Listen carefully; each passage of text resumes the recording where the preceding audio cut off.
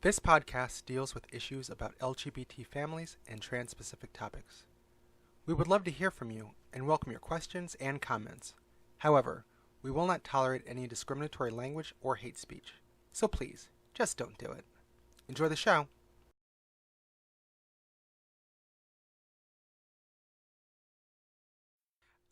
And regardless of that, like, how counterintuitive, if you're trying to get your kid to stop hitting, how counterintuitive is it to hit them in order to tell them not to hit people? Corporal punishment is more about getting out your own frustration and anger rather than actually doing anything constructive to teach your kids to behave.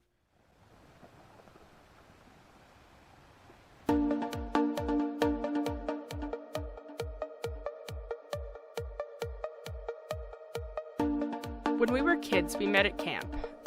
After college, we got married. 10 years later, we finally had a baby. That same year, I came out as trans. This is the story of our journey. Through marriage, Parenting. gender, And all the changes that life brings. this is Our Life in Transition.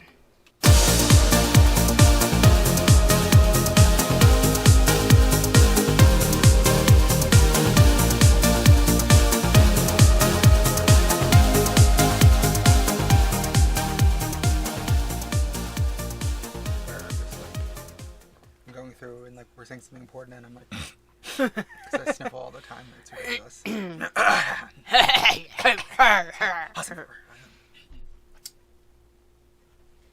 Hey everybody. Hello. Thank you for tuning in again. This is another exciting and wonderful episode of Our Life in Transition. I am Shannon. And I am Rachel. And, This is episode 8. yes. Episode 8. Yeah. Where we bore you with everything about our child. I mean, I don't know. I don't think it's going to be necessarily boring. We'll endeavor not to bore you. We're not going to be one of those couples that just gush about how wonderful our child is. Everything's great, and isn't she great? And she's a smart She person. is, though. She is. But she's also, she also just turned 2, and she's a little dictator, and we're going to talk about trying to deal with having that in our house. Well, not just that. Not just that. Well, I no, mean, not just that. but now she's got, opinions and stuff Yeah. that she can express. And you very know. hard line opinions, too. It's, Yeah. yeah. I'm not a fan. I mean, I'm glad that she's an independent child and that she's, feels able and comfortable to be like, nah. But she says nope. Yeah. It's nope. just terrible. She's just like, nope. And I'm like, I'm sorry, who the hell do you think you're talking to? exactly. But, and she's also a giant. yeah, she is. Yeah, she went for her 2-year checkup the other day, and she's, really tall, and... She's in the 80th percentile for everything. 81st percentile for everything. She's, super tall and, Didn't the nurse, legitimately ask you sure she's only 2? yes. And I was like, I was there. I'm pretty sure. I know. Yeah. I know. Yeah, that's... But she is. She's giant. Yeah, I had somebody brought in, their kid, a week or so ago to my work, and I was like, oh, how old are they? And they're like, oh, they're 3. I'm like, what? Nuh-uh. Or do they have My some sort of 2-year-old growth could deficiency? kill your 3-year-old. Yeah, just step on them. I was like, what are you talking about? And I'm not really sure where it comes from. There are some tall people. We're not short. We're tall. Yeah, we're both tall, but I don't think, I've never considered myself a giant. yeah, your dad's tall. I've got tall people in my family. My brother's really tall. Well, my dad's 6'2". He's not super tall. He's not. No, but it's in there. It's tall. I guess. But my mom's family's not. Well, my mom's not tall. My mom's. Your uncle's kind of tall. Your cousin's Yeah. really tall. My cousin and my uncle and my grandfather are tall. Both sets of grandfathers are tall. So I guess it's in there. It's in there. I just We weren't expecting her to be that big, especially at 2. Yeah. Yeah. Right away. I was expecting, maybe by puberty she would start to sprout a little bit, but she's 2 Yeah. and giant. Anyway. So, I mean, like I said, she just turned 2, so, I mean, we're entering that quote-unquote terrible 2 phase, although I think she's been pre-gaming for a little while. Yeah, I think it started at 18 months, and I expect it to go till 4. Yeah, which is kind of weird, because, I mean, it's a shift going from having, like, a baby who, She was a pretty perfect baby. Yeah, I mean, babies cry about stuff because, they're wet or they're hungry, but it's like, it's normal, like, oh, okay. You fix the thing and they stop crying and everything is fine. You go down the checklist, but, like, now it's like, okay, we're going to do this. No, we're going to do this. I'm going to curl up into a ball on the floor and then go, no, and then scream. And swat at you when you try to pick me up. Oh, my God. I've been punched in the throat so many times over the past just week. It's insane. And just because she's flailing. Yeah. She just, she's not necessarily aiming to throat punch you. She's just flailing. She hugs violently, too. Well, there's that. But that's okay, because it's affection. Like, I love you. Wham! But, yeah, so, I mean, it's... and it's difficult, too, because, I mean, you have some physical limitations as well. So when she starts, like, trying to, like, fight over something like getting her diaper changed, it's like... When she physically resists, I just can't... You kind of have to wait her out. And sometimes, like, you don't have time to wait her out. But, I mean, she, like, does this, like, alligator death roll. And I don't have... The problem is that with the EDS, I don't have the strength in my hands and arms to physically restrain her, and it's kind of frustrating, and it makes me very easily frustrated because I'm like, I'm just trying to do this simple thing that's gonna make both of our lives better. I'm not killing you, and she does not care. Like, yeah, you pissed yourself, and we're trying to assist you. Like, we're not trying to rob you, Frodo. We're trying to help you. And, and she's just, for whatever reason, she's like, I don't feel like doing this now, and I'm going to fight for my freedom. And to be honest, I think she kind of understands that if she fights with me, I can't do anything about it, which is a problem because, then she just continues to do it because she's getting her way. It's more of a problem when I'm not here. I mean, when I'm not, like, off at work or something, and we're both here together, I usually try to either just do it outright, or if you're doing it and you're having a problem, assist you, which, as much HRT as I've taken, I'm still stronger, so I can I can kind of... Well, you also don't have a disability. Well, yeah, exactly. Physical. Yes. Yeah, so I mean, I'm able-bodied, so I can, kind of maneuver her around when she's trying to fight. But it just kind of came out of nowhere all of a sudden. Oh, and then I go and pick her up at daycare the other day, a couple weeks ago, and I go, oh, she's biting suddenly. Yeah, yeah. What the heck? I don't know, like, if she made that up herself, or if she picked it up from one of the other kids, or what happened, but, like, yeah. I think what was happening, though, because it seems to have subsided a little bit, is I think that she's getting her 2-year molars. That's fun. And so I think she's chewing on things, and she just randomly, decided to chew on her friends. I mean... My teeth hurt, come here. So, like, we had to, like, teach her, or try to teach her, and I don't know, like, because you never know how much is actually sinking in, that friends are not food. Another phrase that I never thought I would have to say to this child. I'm telling you, you need to write a book, because there's a lot of things that keep coming out of your mouth that you thought you would never actually have to say, but, It's true. She's an inspiration. Yes. That's it. Yeah, that's a ticket. And, it's not just her friends at school. Like, she's, like, chomped on us a couple of times. You more so than me. I guess you're easy prey. I don't know what's going on. She knows that I'm debilitated. But she goes for the weak one. But yeah, but I think I get punched a little more than bit, but it's just. But it's kind of something that goes in cycles. So like she's stopped right now, but next week, who knows? Like surprise, Mad Butter is back. It's a weird kind of. It's like a box of chocolates. You never know what you're gonna get. And I mean, in the midst of this, we're trying to institute a little more structure. Right, because now she can follow along. Like, she can understand, okay, it's time for this, it's time for that, it's time for something else. Mm-hmm. So, like, we're trying. But I've heard the phrase herding house cats. And, like, I get that. But there's only one of them. And she's a 2-year-old that you can communicate with.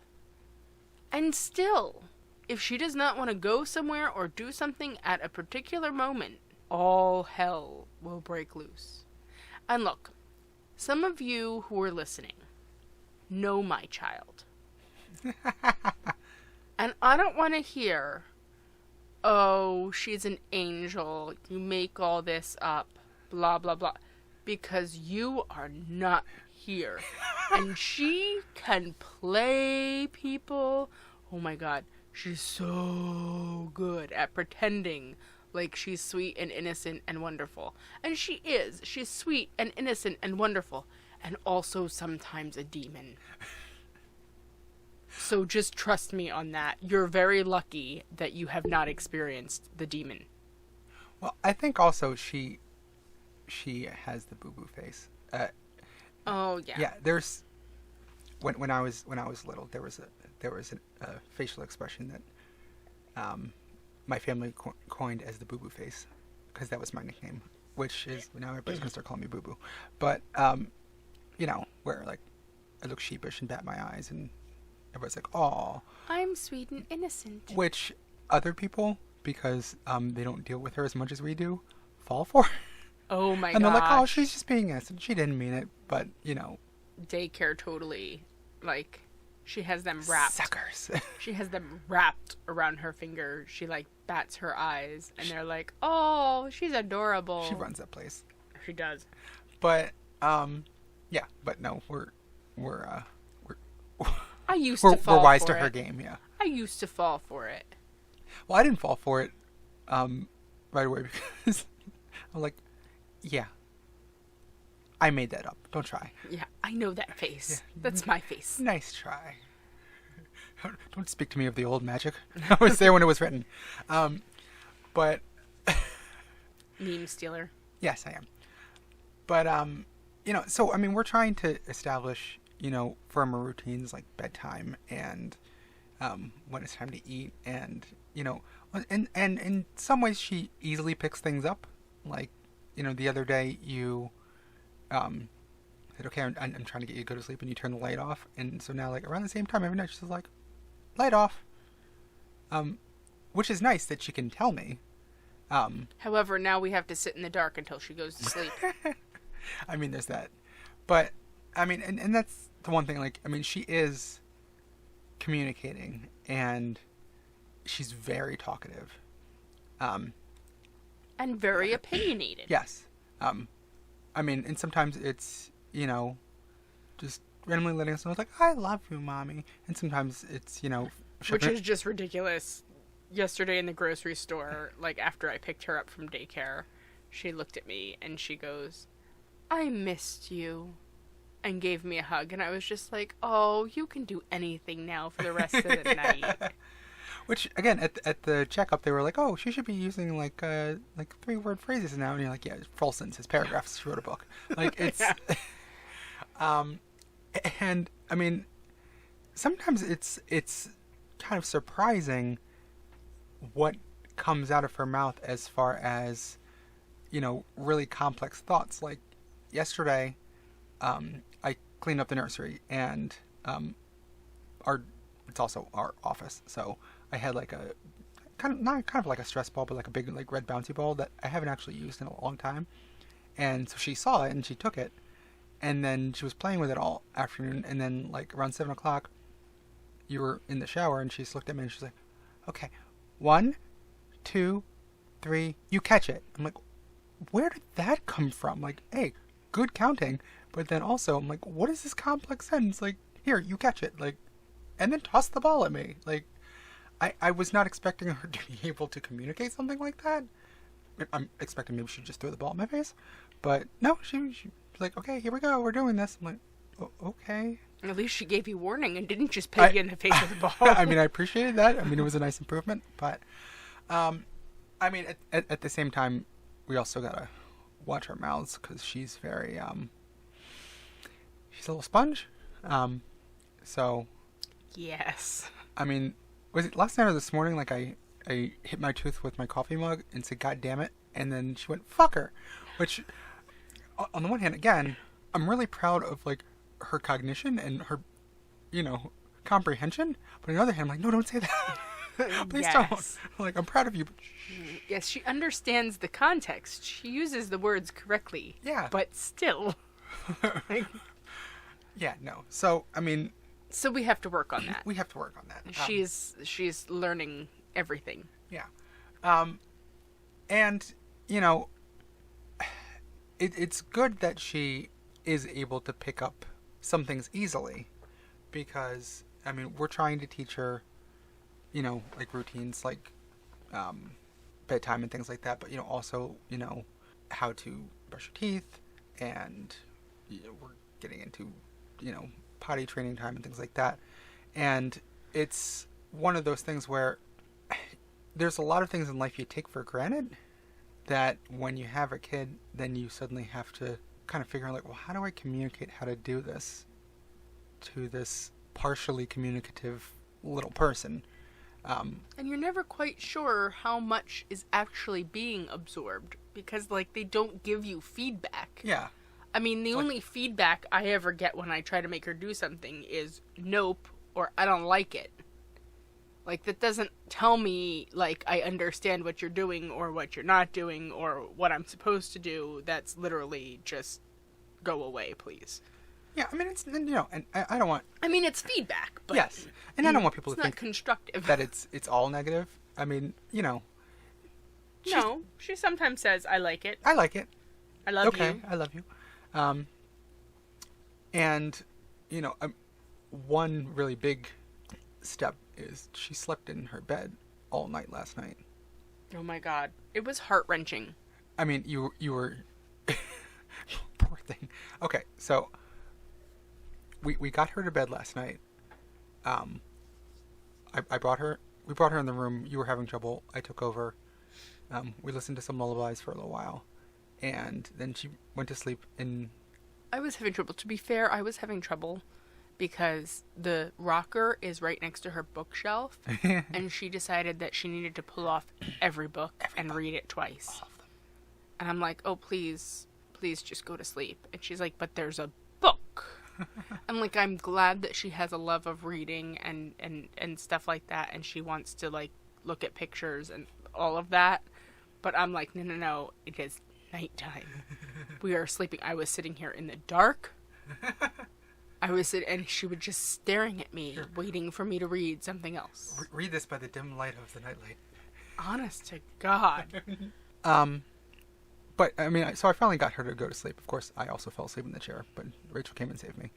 But, so we put her down, and she was out. I mean, I checked on her like 2:30 when I got up to go to the bathroom, and she was fine. She was kind of sideways in the bed, but she was on the bed, and everything was fine.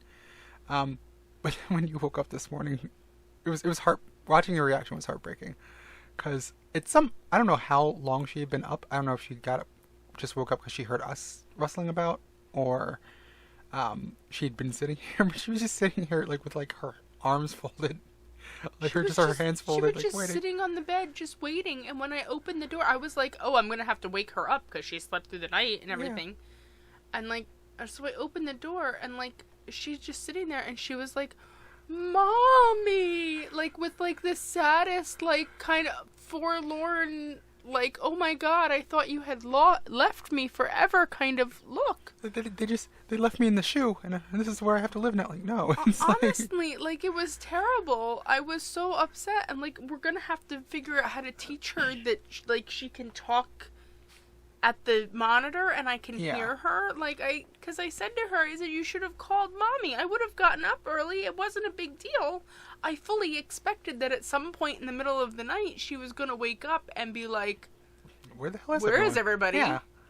But she just was sitting there very quietly, like, this is my lot in life now. I'm all alone.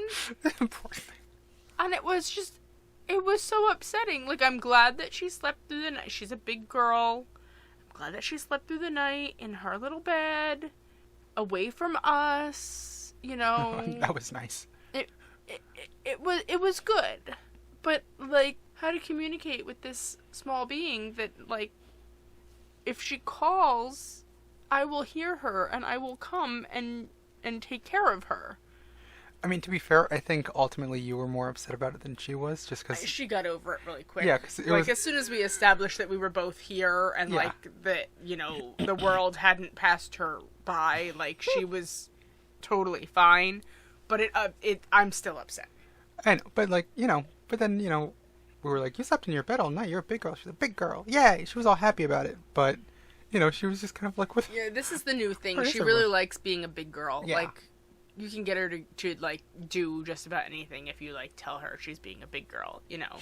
Like, she gives up her binkies much easier and, you know, stuff like that. We've limited the binky time, you know.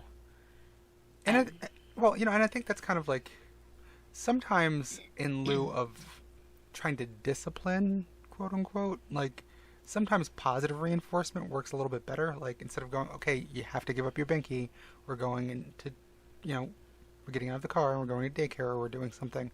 You know, if you establish a routine where, like, you're like, okay, we're doing this now, and then when she does it, you're like, yay, big girl. Then she's like, cool, I'm, like, it's positive, I'm getting praise for... Oh, yeah, and you can totally, when you call her a big girl, you can totally see her chest puff out. Yes. Like, she's like, aha, look at me, wow. I am mature. But, you know, but that doesn't always work, and... It doesn't always work, but it works a lot of the time with her. And you know what? If she's going to manipulate us, I'm going to manipulate her right back. Well, like, reverse psychology is a powerful tool in the parenting arsenal. Yes. I remember my mom always talked about when she was little, like, they used to get her to help clean the kitchen. Because they're like, oh, you're the best kitchen cleaner. And she was all excited. And then later in life, she's like, hey, you tricked me. I long for the day that she learns how to do dishes. Oh my God. It's going to be so great. I'm going to be so happy when, like, oh, you want to go do that thing you want to do, teenager? Here, take out the trash. It's going to be so wonderful. But, you know, so, I mean, we've been trying to institute timeouts and things like that, which... Right, because we're not doing the spanking thing. We're not doing, you know, any kind of corporal punishment. Like, it's not necessary. Which I'm sure there's going to be people out there that are like, well, that's stupid. Like, you know, we survived. I'm like, yeah, here's the thing. We all survived, but depending on who you are, that shit is damaging. I don't care what you say. And regardless of that, like, how counterintuitive, if you're trying to get your kid to stop hitting, how counterintuitive is it to hit them in order to tell them not to hit people? Corporal punishment is more about getting out your own frustration and anger rather than actually doing anything constructive to teach your kids to behave. The one thing I saw online one time that really kind of encapsulated for me is like, okay, is your child smart enough to comprehend what you're telling them? Yes. Then talk to them. Are they smart enough to comprehend what you're telling them and why you're hitting them? No. Then why are you hitting them? Like, it's, right. if they don't understand exactly what's going on, then it doesn't make a difference if you hit them or not. They're not going to understand. They just know that you're hitting them. Right. And, you know, trying to get a toddler to sit in timeout and stay there is a pain in the ass. It's frustrating. There's many times when you want to hit them because it's frustrating, and they're hitting you and potentially biting you and trying to gouge your eyes out. But if you are patient and persistent, eventually, like, they tire out before you do, if you stick to it. And she's pretty good with timeout. I mean, she understands what a timeout is, ish. And I mean, she'll fight it a little bit. What she tries to do is she knows that at the end of the timeout, we make her say she's sorry and give a hug. So she'll try to shorten the timeout by like, but I'm sorry. You can go. I give you a hug, and then it's all good. Like, here, mommy, hug. Like, no. You're still being punished. Calm down. Right. Slow your roll, kid. So she knows the system now. Yes. And she tries to work the system. But, I find that it is working a little bit because she understands the threat of a timeout. Right. Like, if you do that, you get a timeout. It stops her and makes her think. Now, sometimes she does it anyway because she's like, screw it, I'll take the timeout because I really want to do it. Like, fine. But she made a conscious decision to do that, knowing what she was going to get. And it's kind of 6 of one, half a dozen the other. Well, no, that's not the turn of phrase I was looking to use. I don't know what you're talking about. It's kind of a double-edged sword. That's the one I was looking for. Oh, yeah, double-edged sword. Where, I mean, on the one hand, like, we don't want... we're frustrated by the fact that she's, like, trying to exert, like, her will when we don't want her to do something. But because she is so apt to, like, be excited about, like, doing stuff herself, she's taking to some things much better than I had expected, to be perfectly honest. Like, taking to what things? Well, like, we live on the second floor, and for, a while we were, like, carrying her, which is a pain in the ass. Oh my god, especially she for is you. 30 pounds. Yeah, it's getting to the point, it's an untenable situation. Like, we can't carry you everywhere. But, if we walk down the stairs and go, okay, hold our hand, and then she's like, like, oh, you're a big girl. She's like, oh, yeah, I get to walk down the stairs by myself. I'm a big girl. She likes it. Now we count the stairs, which, I mean, just makes me mad every time I walk up the stairs, because I'm like, why are there 17 steps? But she likes to count the stairs up and down, and it keeps her focused on what she's doing, because the one thing I will say that is a problem is that she wants to walk up and down the stairs, but she also wants to look everywhere. So one of these days she's going to go on her ass. But thank goodness she also knows to hold the railing and hold mommy's hand. Yeah, like our neighbors are summer people. They're not here all year. So there's times when they're not around, but then, like, they're here on the weekends. And so they're having a barbecue, and we're going up and down the stairs. She's like, what's going on over there? It's like, pay attention, don't fall down the stairs, please. Like, we're counting. Focus. But she wants to do stairs. She's taken to swimming pretty well. She has, which is funny because, like, at first she was, like, terrified. But when you stick to it and, like, okay, we're going to do this again. We're going to do this again.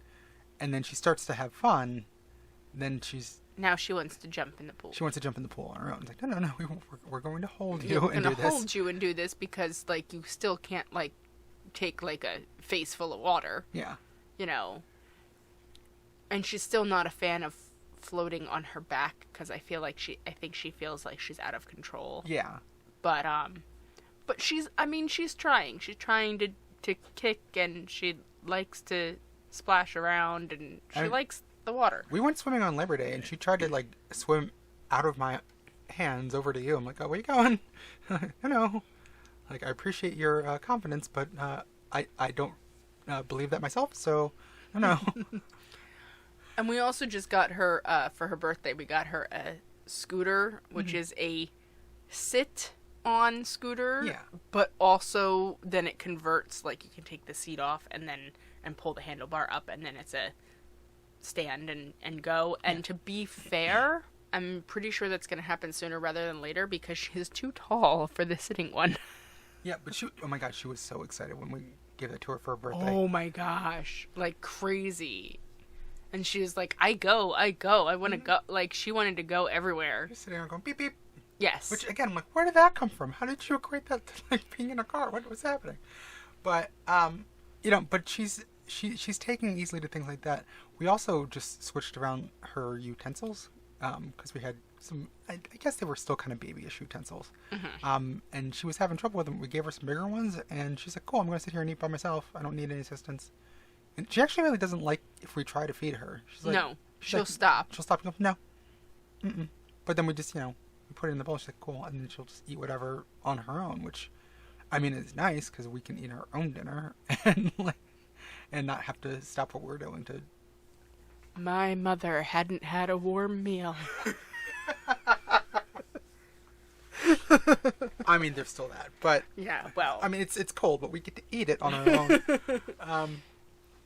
But and like we said, and she's excited about sleeping in her bed. Like, yeah, she is. I just she's more excited about it than I am. I'm happy that she's making the big step. I just want to make sure that she understands that she's not alone. Right. Alone. That kind of really like hurt my heart this morning, and I felt like I had done something terrible as a parent. You're a monster. Like, it's fine. Like, it's Pretty okay. much. Like, I'm genuinely concerned that I may have scarred my child for all of eternity. And I know that that's mostly because I have really severe anxiety problems. But, part of me is just a little concerned that, she may never want to sleep by herself in the dark again because she thinks that we're late. Like, you know what? A lot of it is going to depend on, we'll see tonight how she reacts. Yeah. And over the next few days, how she reacts to being by herself in the bed, and if it improves, or if she totally, like, flips out when we try to put her to bed. And then we'll know that we have scarred her for life and we have to get a king-size bed. Listen, if the worst thing that we do is that she feels like she's alone for, like, a couple minutes sitting in her own room in our house, like... It'll get better by the time she's a preteen. Yeah. She'll be like, oh, my own room. Yeah, it's fine. Like, listen, this isn't like, horrible parenting stories like from Home Alone. This isn't, did you ever leave your kid at home? No, but I left him in a morgue once. Like, it's not like that. Like, it's fine. Like, kids are resilient. Give them a couple of days. They'll be fine. But, she's going to be okay. It's a funeral home. Yes, I realized that as soon as it came out of my mouth, but, Honestly, I don't even like Home Alone, and I know it better than you. I know. It just slipped out of my mouth, and I was hoping that nobody would notice, but here we are.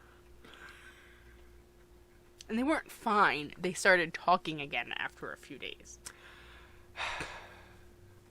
Well, I guess I have to go watch that movie now. All right, thank you. Just as long as I'm not around.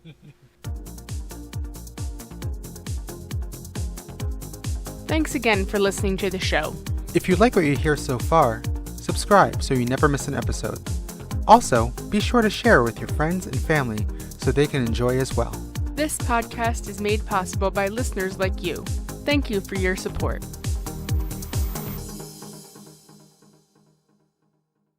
So, looking forward, I guess where we're at is the next big obstacle is potty training. Mm-hmm. I look for all of your tips. Yes. Please, if you have tips about potty training, except for the one, look, people, what you want to do with your children is fine. You got hardwood floors or tile, whatever. If your advice is to just take off the diaper and let them pee and poop wherever... You just keep that to yourself. Yeah, no. No, thank you. No, thank you. We have carpet. I do not need to be carpet cleaning every freaking day until she gets the hang of it. Because if we try to carpet clean it and we don't clean it up perfectly, then the dog's going to be like, somebody pee here. This is my house. No, you don't. And then she's going to pee everywhere. Yeah, seriously, we do not need a territorial peeing contest between the child and the dog. I mean, they already have an ongoing pissing contest about, like, sitting in your lap. Yes. Well, that's not really... Yes. A metaphorical pissing contest. Nobody actually pees on me. That took a weird turn. You did it. I didn't mean like that. But yeah, they're very. There's a rivalry there. Yes, there is. Okay. Although she tries to hug the dog, but I think it's She tries to hug the dog, and the dog lets her, but I think only because the dog is frozen in terror. Well, it's like hug, squeeze. I mean, she tried to like squeeze the life out of one of the kids at daycare, so I think it's like that one scene in we just saw Scary Stories to Tell in the Dark, and the pale woman that just like hugged the kid to death. It's like that. She's just very She didn't hug the kid to death. She absorbed the kid. Well, she hugged him and then just. But yeah, she's kind of. It was an awful sound. It was, but yeah. So I mean, she's violently affectionate. So and the dog recognizes that and jumps into the playpen and is like, "Oh no, you don't!" and jumps back out. But so I mean, we're trying to figure out ways to potty train her. I mean, she's kind of started a little bit on her own because the big kids at daycare use the potty, and so she wants to try because she's a big girl. Yeah. You know, and so that's good. She hasn't quite got the knack of telling us beforehand. Like, she's very good at saying, you know, I went potty. Yeah. And telling us when she needs her diaper changed. But she hasn't quite gotten the I have to go potty thing down. I mean, part of that is we have to establish a routine. That's another routine that we have to establish of asking her if she has to go potty, putting her on the potty before she asks to go potty, like all of that, you know, just putting her on the potty at established times and things like that. I mean, she's really good about, like, in the middle of dinner, just be like, I pooped, you know, and yeah, she did. And, you know, then she'll want to go sit on the potty, but, like, yeah. At that point, it's too late, sweetie. It's too late. And also, like, and part of it is also us being selfish with our time. You know, we should let her sit on the potty and get the feel of being on the potty and all of that. But we're more like, okay, can we change your diaper so that I don't have to sit here for half an hour and, like, pretend like you're going to go potty more? Like, it's over. Yeah. You know, so, I mean, that's something that we kind of have to adjust a little bit. And then the other thing is, like, right now, she's still kind of in a, she's in a restricted zone. Yeah. I mean, we have to, you know, keep her penned and away from, like, certain parts of the house.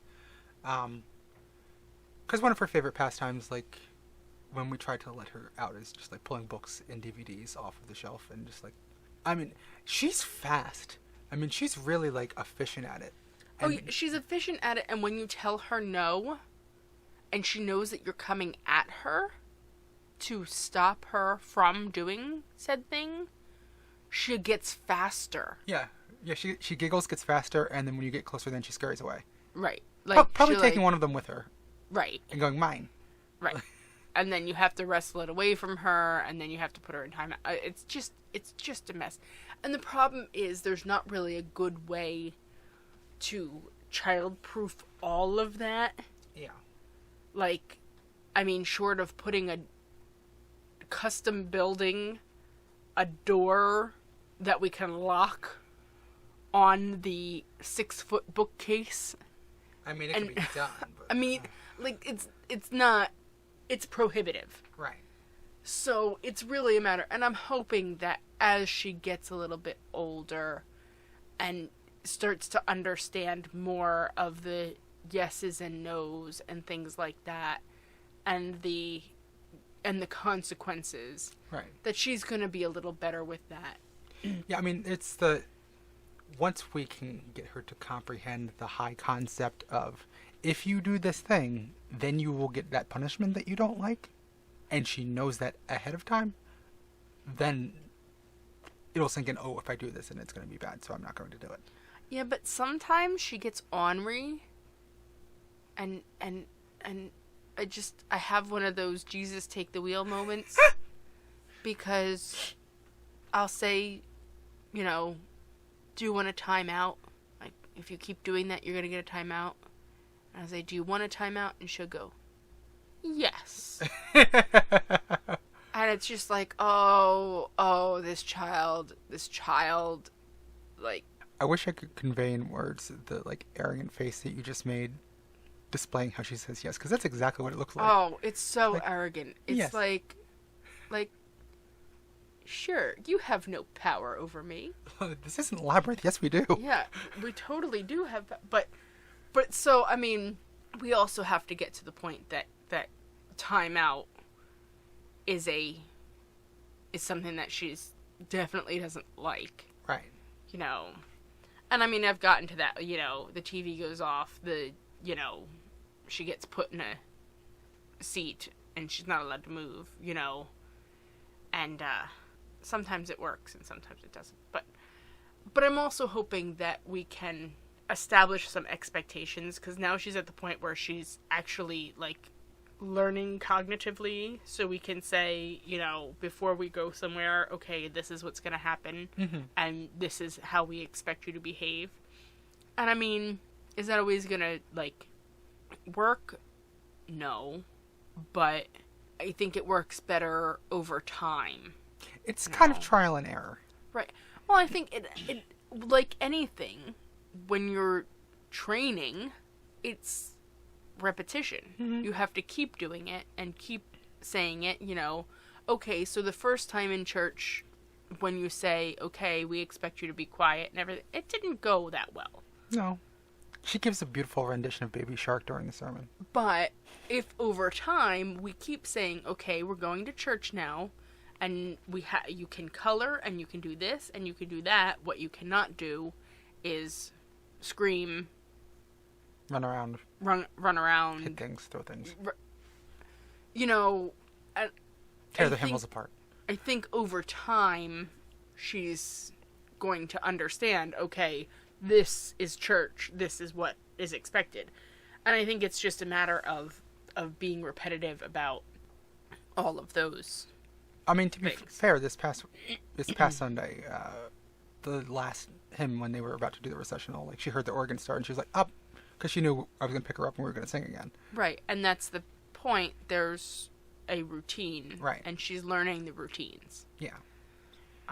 And that's the thing. It's like, not to compare our child or anybody's child to a pet, but people comprehend it a little bit better when you, like, have, like, a dog or something that, like, okay, we're going to have to train them to do things. But people forget that with small humans. They have to also be trained. I mean, because every other person you meet, you expect, like, oh, they comprehend things. And I can just say, this is this way or this is that way, and they're going to get it. But when they're little, they have no reference point, so you have to establish that. But it takes time, and I think the key where a lot of people go sideways is just patience. It's hard. It's really hard, and, like, I am not criticizing anybody who struggles with patience, because I struggle with it daily.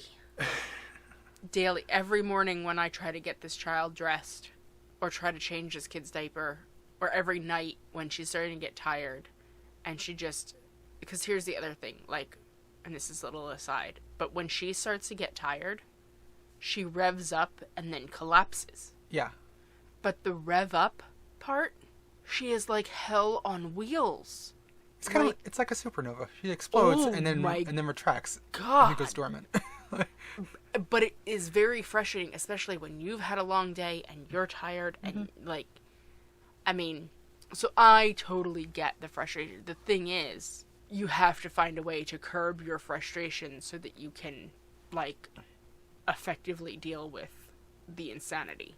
And if you have a partner, if you're not doing this on your own, then you just have to be on the same page about how you're going to deal with the small human, but then also, you know, when you need a break, you don't be afraid to tap out. You need to tag out. You need to be like, okay, it's your turn. Yeah. You jump in, and you got to work together, because it's not all one person's responsibility. And I feel very lucky that when Shannon is at work, sometimes at night, I have my mom and sometimes my sister here, and I spend evenings a lot of the time when I'm alone with them, because it does give me a little more support. Right.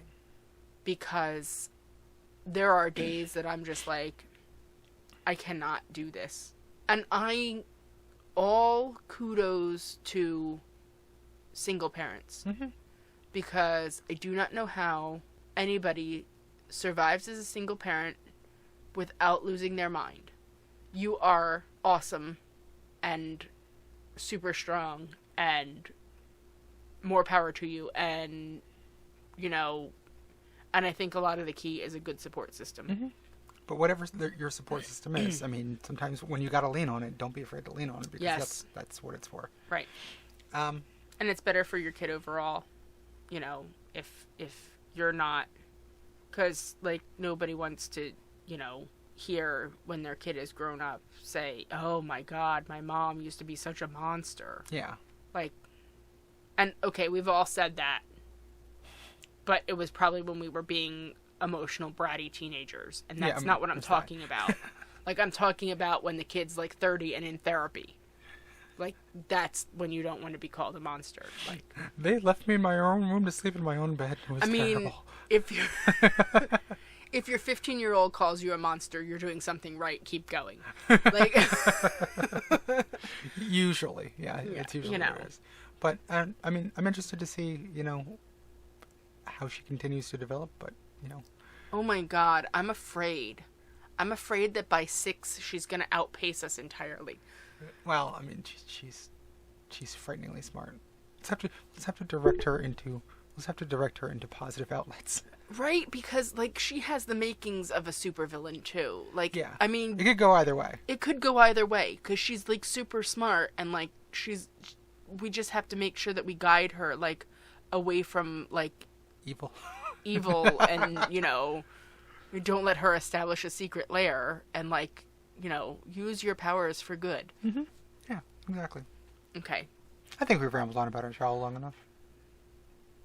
I'm sorry if it was boring. I'm not. But our kid is really awesome.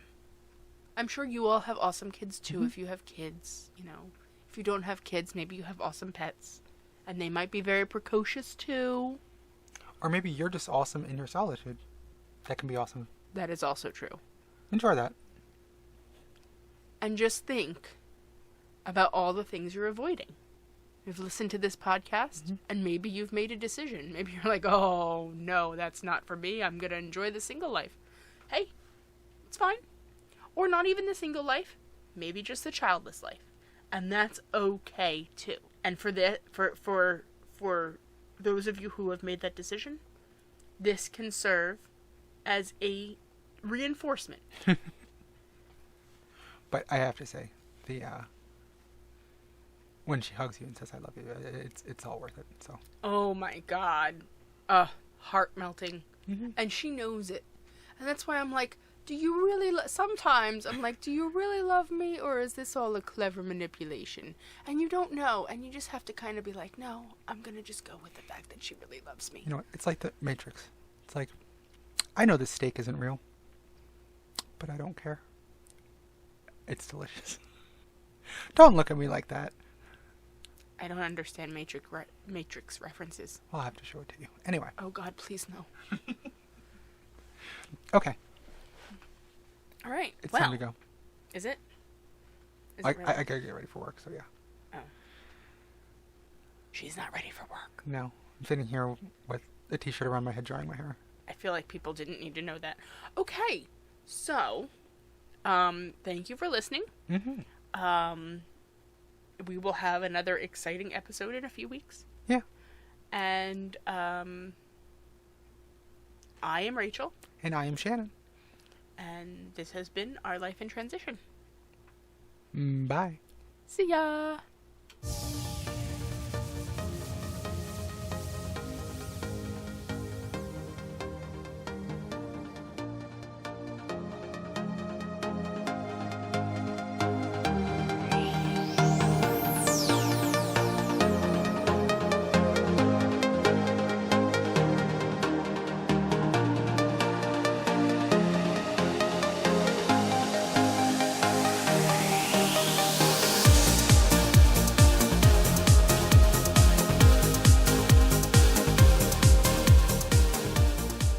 Thank you again for listening to Our Life in Transition. This show is hosted by Rachel and Shannon McDill. Our producer and editor is Shannon McDill. Theme music is Seize the Day by Jens Kiilstofte. Check him out at jens.kiilstofte.net. Support us on Patreon at patreon.com/olitpod. That's /OLITPOD. Your support makes this show possible. Thank you.